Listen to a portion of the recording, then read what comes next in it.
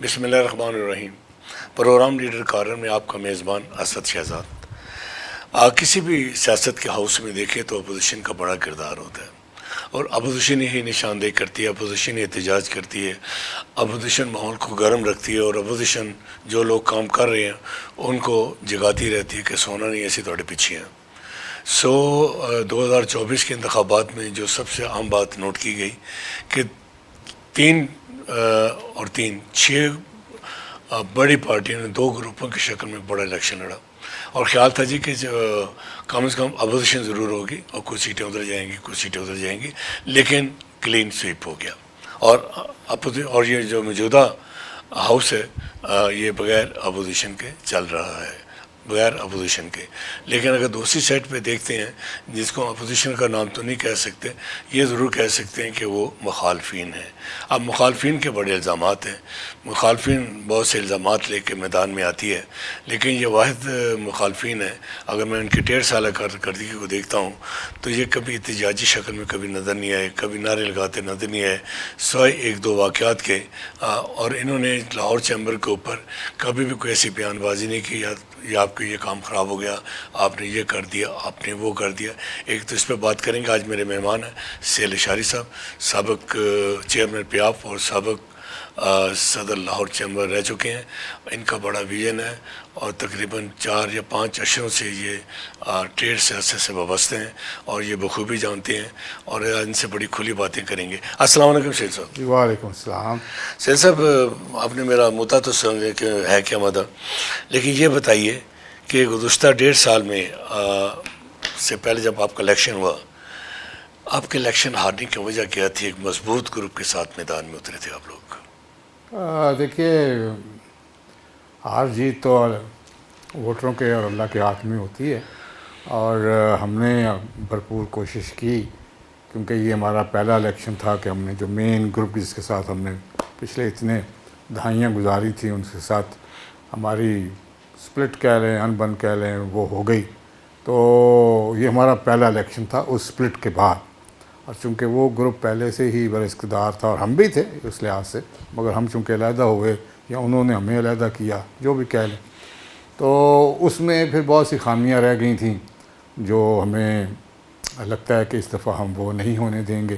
اور آپ نے جیسے کہا کہ اپوزیشن شور شرابہ کرتی ہے اور مخالفتیں کرتی ہے، ہاؤس میں بیٹھ کے کرتی ہے، ہاؤس کے باہر بھی کرتی ہے، تو ہم نے یہ ریت ڈالی ہے کہ ہم الیکشن کے رزلٹ کو ایکسیپٹ کرنا بھی سیکھیں، چاہے دھاندلی سے ہی کیوں نہ ہو، کیونکہ اس سے جو ایک جمہوری عمل ہوتا ہے وہ اتنا پنپتا نہیں ہے۔ مگر آپ کو پتہ ہے کہ ہارنے کے بعد ہم نے ان کو مبارکبادیں بھی دیں، باہر بھی آ گئے، اور پھر جب ہمیں احساس ہوا کہ یہ دھاندلی ہوئی ہے تو ہم نے بڑی پولائٹلی اپنا کیس جو ہے وہ director general trade organisation DGTO کو پیش کیا، اور آپ کے علم میں ہے کہ وہ کیس ہم جیت گئے تھے۔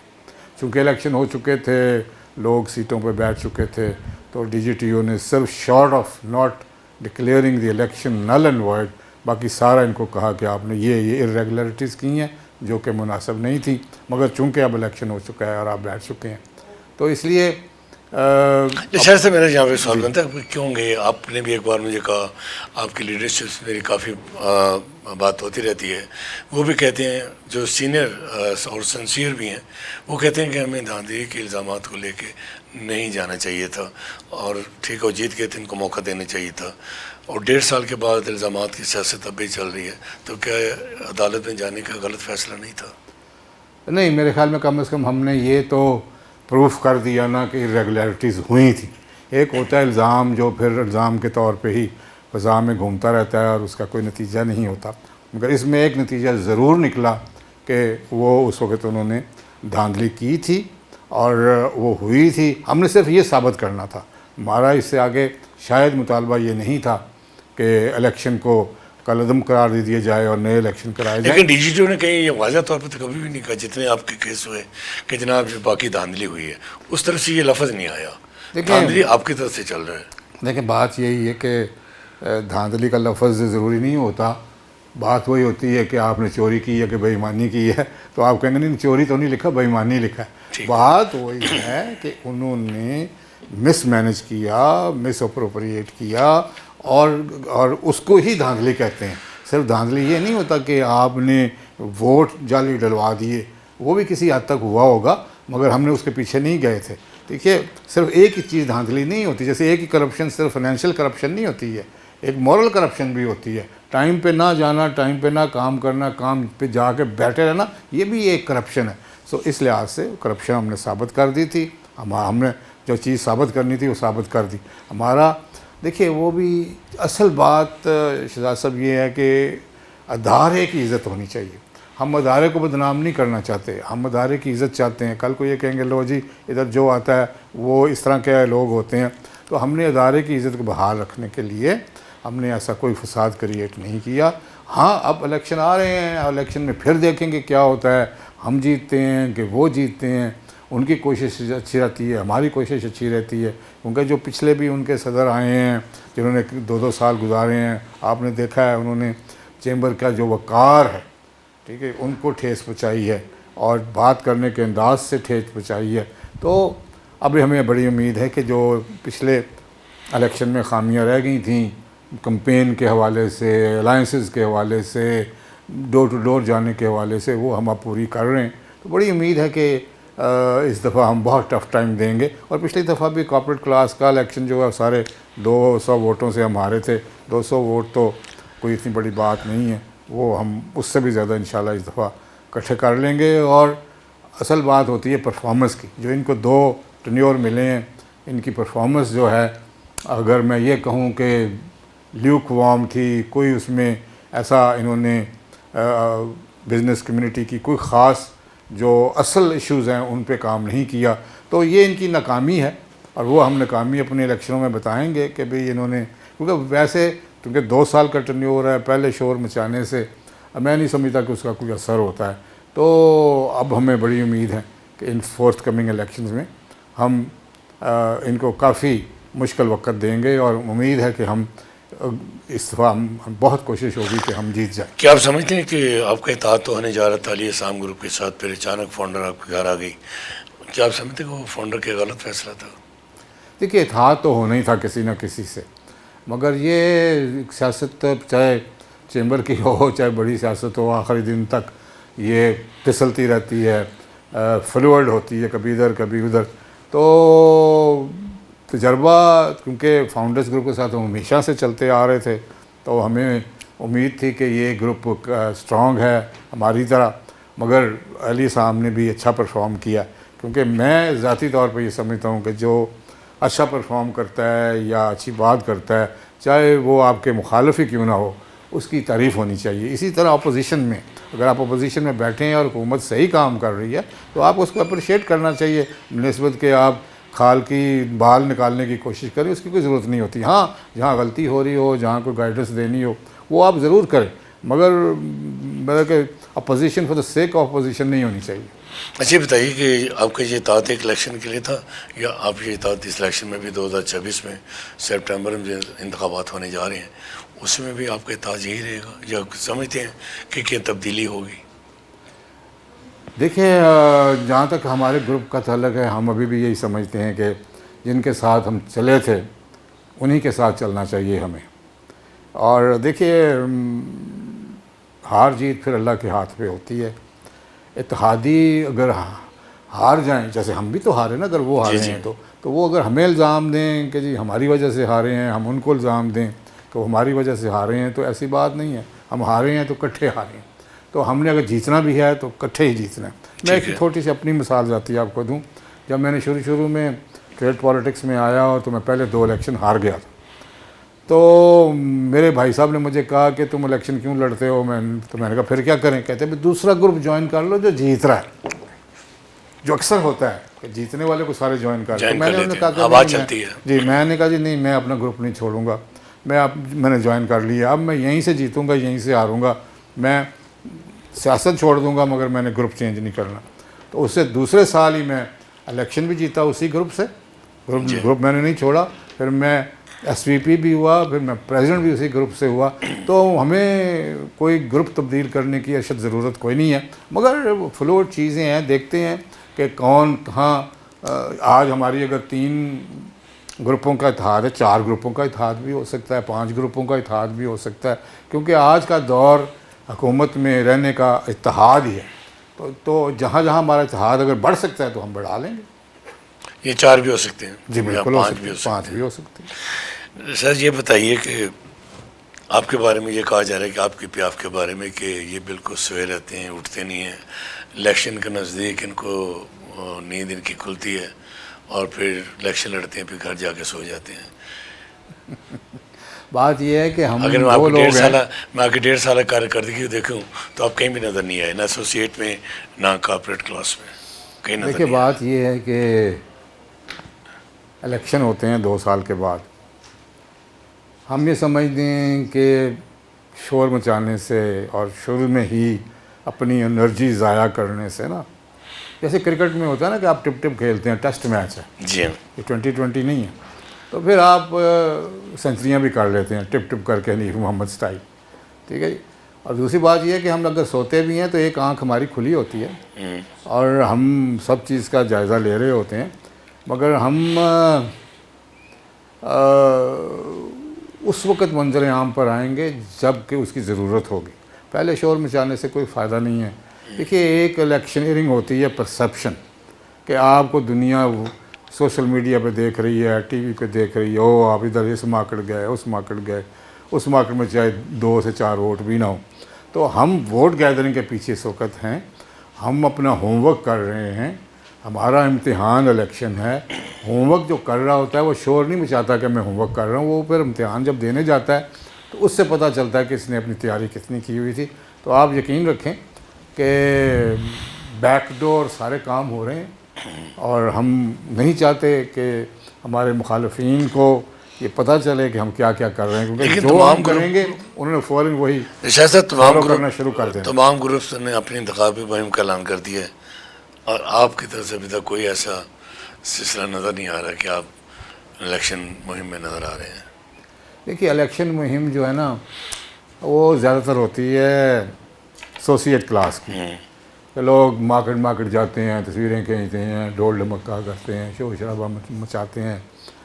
وہ ابھی ہم سمجھتے ہیں کہ it's too early to do that, کیونکہ جب آپ زیادہ شور مچاتے ہیں، زیادہ کرتے ہیں، تو آپ الیکشنوں کے قریب جب کہ آپ کو ووٹروں کی زیادہ ضرورت ہوتی ہے تو آپ ایگزاسٹ ہو جاتے ہیں، آپ تھک جاتے ہیں۔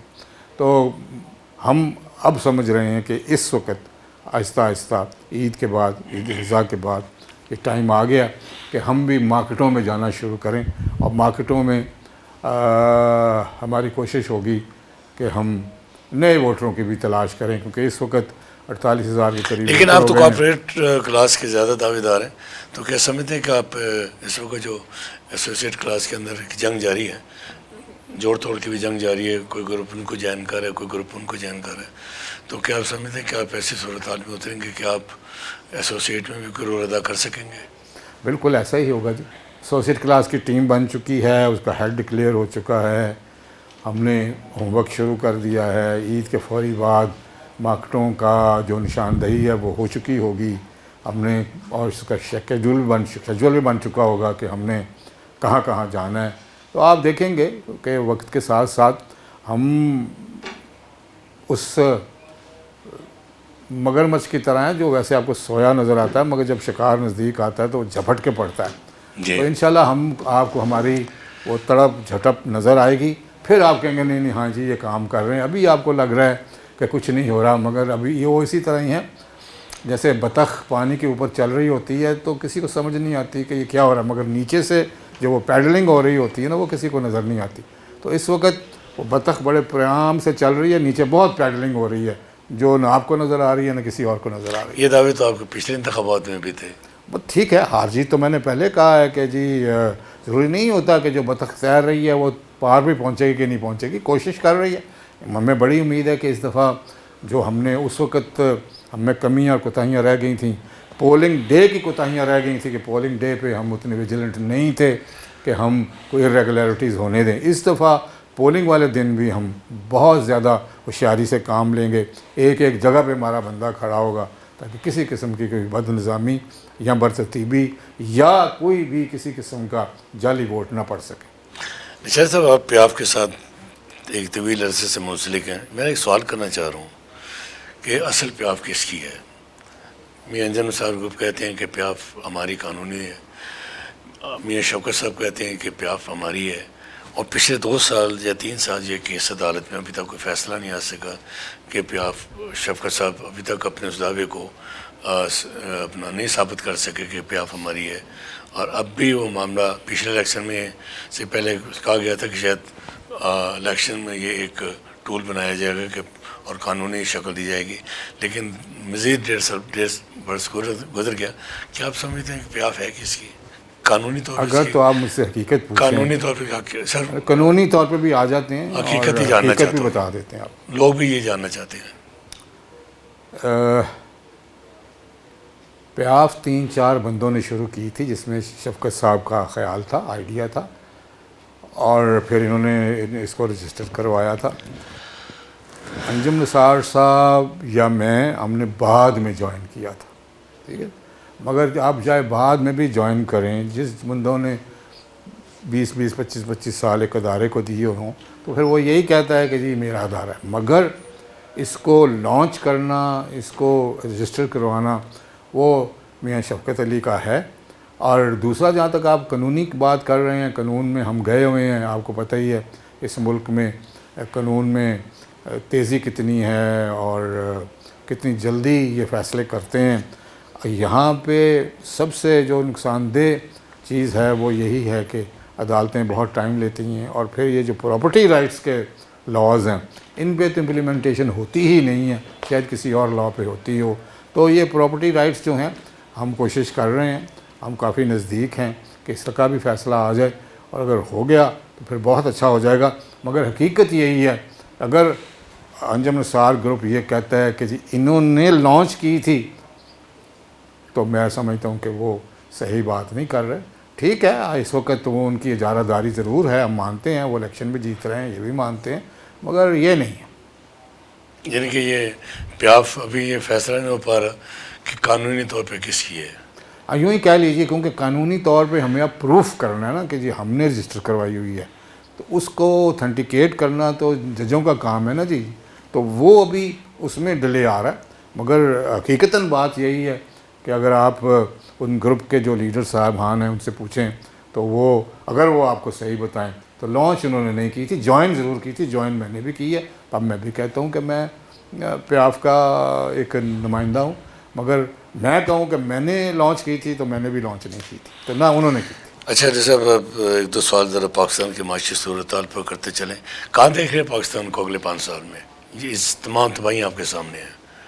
پیٹرول نہیں ہے، گیس نہیں ہے، بجلی نہیں ہے، فیکٹریاں آپ کی بند پڑی ہیں. یہ چیزیں ہمارے پاس بڑے عرصے سے نہیں ہیں، کوئی نئی بات نہیں ہے. مگر اب اس ایران اور یو ایس اے اور اسرائیل کی جنگ کے بعد اس خطے میں بہت بڑی کروٹ آنے والی ہے، اور اس میں پاکستان ایک بہت بڑا رول پلے کرے گا. صرف یہی نہیں جو کہ میڈییشن ہے، تو میڈییشن کا رول تو ہم پلے کر ہی رہے ہیں، اور بڑا اچھا پلے کر رہے ہیں، اور دونوں کو. لیکن نقصان تو معاشی میدان میں ہو رہا ہے. دیکھیے، جب 2 ہاتھی لڑتے ہیں تو دھواں تو اٹھتا ہے نا، وہ تو ہوگا، مگر وہ اس کے تاثرات ہیں. مگر اصل بات یہ کہ اس کے بعد کیا ہونا ہے، یہ کتنے دن اور رہ جائے گی، 10 دن 15 دن. وہ جیسے ہمارے پنجابی تھڑے ہوئے بیٹھے ہوئے سیاستدان ہوتے ہیں، انہوں نے کہا یو تو ہوں گل لمبی پی گئی جی، بعد ہوں گئی، ٹھیک ہے. تو بات جب لمبی پی جائے اور دیر پا ہو جائے تو پھر اس کے حل بھی ذرا مشکل سے ہو جاتے ہیں. مگر ہیونگ سیڈ دیٹ، پاکستان معاشی طور پہ بہت بڑا رول پلے کرے گا. دیکھیے، اگر تو یہ ساری باتیں ہو جاتی ہیں اور تفصیلہ ہو جاتا ہے، ایران کے ساتھ ہماری برسوں برس سے انبن تھی، یہ ایک دوستی میں تبدیل ہو چکی ہے. ایران سے بجلی گیس آپ کو سستے داموں ملے گی. آپ کے ساتھ سعودی عربیہ جڑ گیا ہے، آپ کے ساتھ قطر جڑ گیا ہے.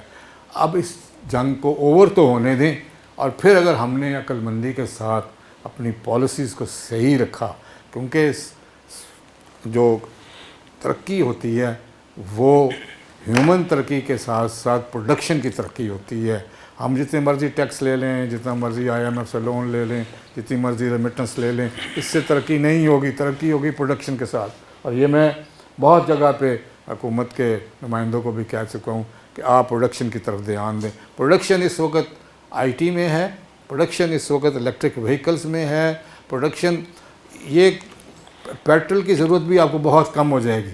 اگر آپ کی 30-40% ساری وہیکلز جو ہیں 2 ویلرز اور 4 ویلرز وہ الیکٹرک ہو جاتی ہیں تو آپ کے پیٹرول کی ضرورت ہی بڑی کم ہو جاتی ہے. اسی طرح اگر آپ بیٹریز پہ چلے جاتے ہیں اور سولر پہ چلے جاتے ہیں، اور بجلی جو اس وقت آپ کی ڈومیسٹک یوز ہوتی ہے، میں ڈومیسٹک یوز کی بات کر رہا ہوں، 51.2% جو آپ کی سارے ملک کی بجلی ہے وہ ڈومیسٹک یوز ہے.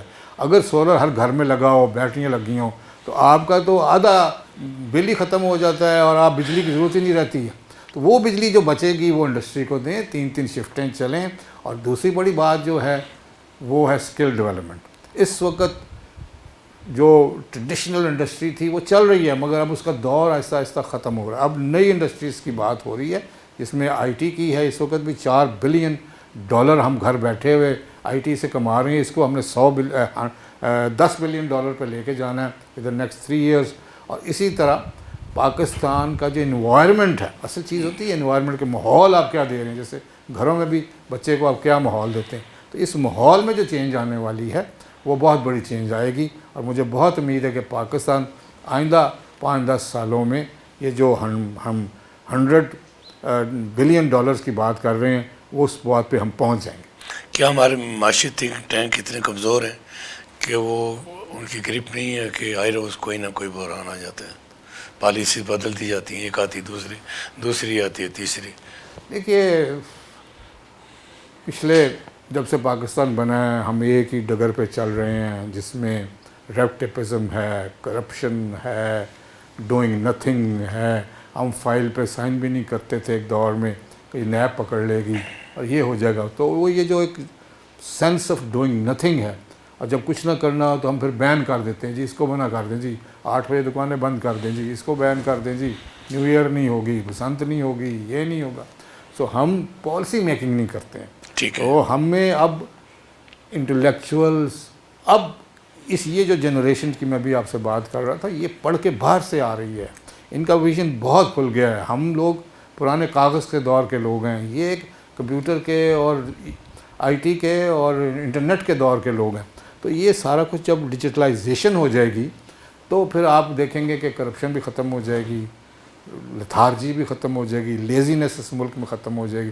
آپ یقین کریں اس وقت سچویشن یہ ہے کہ نوکریاں، کام آپ کے دروازے پہ کھڑا ہے، مگر آپ اپنا دروازہ ہی نہیں کھول رہے ہیں. آپ کام ہی نہیں کرنا چاہتے ہیں. آپ چاہتے ہیں بیٹھے بیٹھے پیسے مل جائیں، بیٹھے بیٹھے امیر ہو جائیں. جس بندے نے 10 سالوں میں امیر ہونا ہے وہ کہتا ہے میں 1 سال میں ہو جاؤں. تو یہ نہیں ہونے لگا.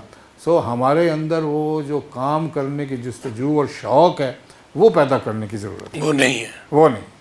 کیا سمجھتے ہیں کہ ہمارے سب سے آخری سوال آپ سے یہ پوچھنا چاہتا ہوں کہ کیا آپ سمجھتے ہیں کہ یہ جو بحران ہے تیل کا یا دوسرا ہے یہ جلدی ختم ہو جائے گا؟ دیکھیے، تیل کا بحران تو ختم ہو جائے گا، اسٹیٹ آف ہارمز کھل جائے گی اور دنیا دوبارہ اسی نارمل چیز پہ آ جائے گی. مگر یہ ایشو اس وقت پاکستان کا نہیں ہے. پاکستان کا ایشو ہے کہ تیل سے جان کیسے بچانی ہے. تیل سے جان ایسے ہی بچے گی کہ آپ الیکٹرک وہیکلز کی طرف جائیں. یہ ایک بہت بڑی کروٹ ہے، ایک بہت بڑا آلٹرنیٹ ہے ٹو دی فیول. آج تک بجلی کا بھی آلٹرنیٹ نہیں آیا، مونوپلی رہی ہے. تیل کا نہیں آیا پچھلے 70 سالوں سے، اور تیل ہی تیل ہم کرتے رہے ہیں. اب ان دونوں چیزوں کا آلٹرنیٹ آ گیا. اس کا سولر آ گیا کہ آپ سولر پہ گھر بیٹھے اپنے چھت پہ بجلی بنائیں اور گرڈ سے فارغ ہو جائیں. اب جو ہائیبرڈ آ رہی ہیں وہ جو آپ 1 ہفتے میں تیل ڈالتے تھے وہ 2 مہینوں میں نہیں اس میں اتنا ڈلتا. تو آپ تیل سے بھی اپنی جان بچائیں، مگر اس کی ضرورت رہے گی. مگر وہ ہیوی انڈسٹری میں، آپ کے ایگریکلچر میں، اب ایگریکلچر میں بھی دیکھیے ٹیوب ویل سارے جو ہیں وہ سولر پہ چلے گئے. سو اس دونوں چیزوں سے آلٹرنیٹ جو انرجی ہے اس سے فائدہ اٹھائیں. قوم کو انکریج کرنا چاہیے کہ آپ بیٹریاں بنائیں، آپ سولر لگائیں. ہر گھر پہ میں تو سمجھتا ہوں وہ سولر لگائے گا تاکہ گھروں پہ جو ہم بجلی استعمال کر رہے ہیں وہ گھروں کی بجلی ہے، اور 58% جو ہے وہ انڈسٹری. ہمارا الٹا حساب ہے. ہمارا 51.6% بجلی جو ہم استعمال کرتے ہیں وہ گھروں کی ہے. تو گھروں کو ایک تو یہ بنانا شروع کریں کہ یہ جو گرمیوں میں 8,000 میگا واٹ ہم بجلی زیادہ استعمال کرتے ہیں ڈیو ٹو اے سیز. تو گھروں کا ڈیزائن ایسا کریں کہ یہ اتنے گرم نہ ہوں, ان میں مٹیریل چینج کریں. ہمیں وہی مٹیریل جو برسوں برس سے استعمال کر رہے ہیں, کوئی انوویشن نہیں لا رہے. ہمارے تھنکرز, ہمارے بلڈرز کہاں بیٹھے ہیں؟ تو ایسے گھر بنائیں جو اتنی دیر سے گرم نہ ہوں, کم گرم ہو, کم بجلی استعمال ہو. مگر یہ جو کروٹ بدل رہی ہے سولر کی طرف اور ای ویز کی طرف, الیکٹرک وہیکل کی طرف, اس بس کو مس نہیں کرنا اس قوم نے. اور اگر اس بس کو آپ نے مس کیا تو پھر آپ تیل کو ہی روتے رہیں گے. بہت شکریہ سہیل اشاری صاحب, آپ ہمارے پروگرام میں ہیں. بڑی اچھی باتیں, آؤٹریٹ باڈیز کی باتیں, الیکشنز کی باتیں, اس کے بعد پاکستان کی معاشی صورتحال پر ایک سیر اصل گفتگو ہوئی. اسی بات کے ساتھ اجازت دیجیے. اللہ حافظ.